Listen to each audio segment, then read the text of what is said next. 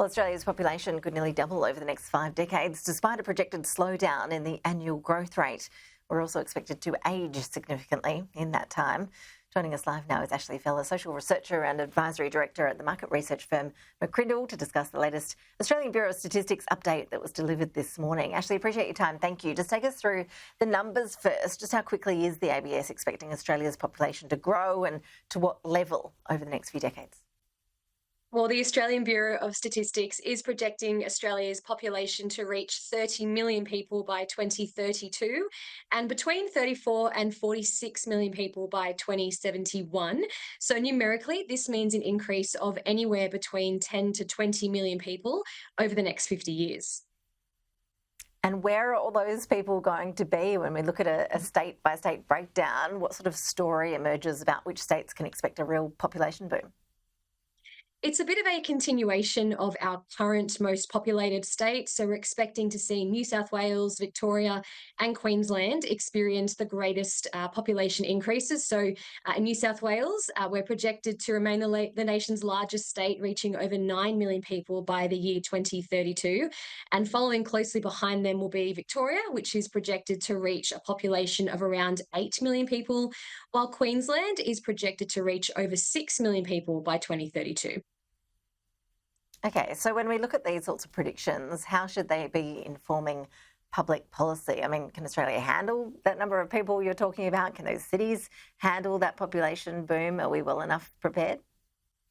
Yeah, it's a really good question, really important question. I mean, these latest projections show us that in the decades to come, Australia will be older than we are today and bigger than we are today.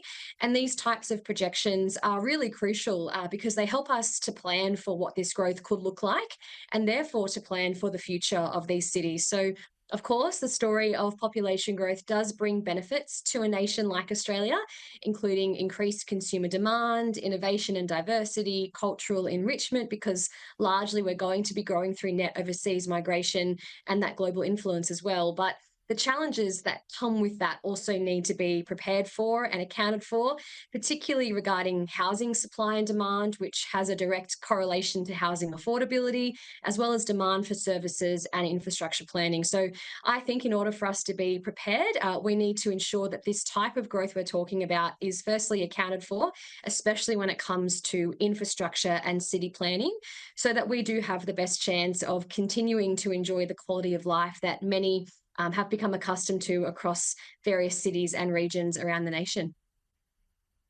Actually, I remember a few years ago when Kevin Rudd was Prime Minister, the country had this big debate about whether or not we wanted Australia to become a so-called big Australia.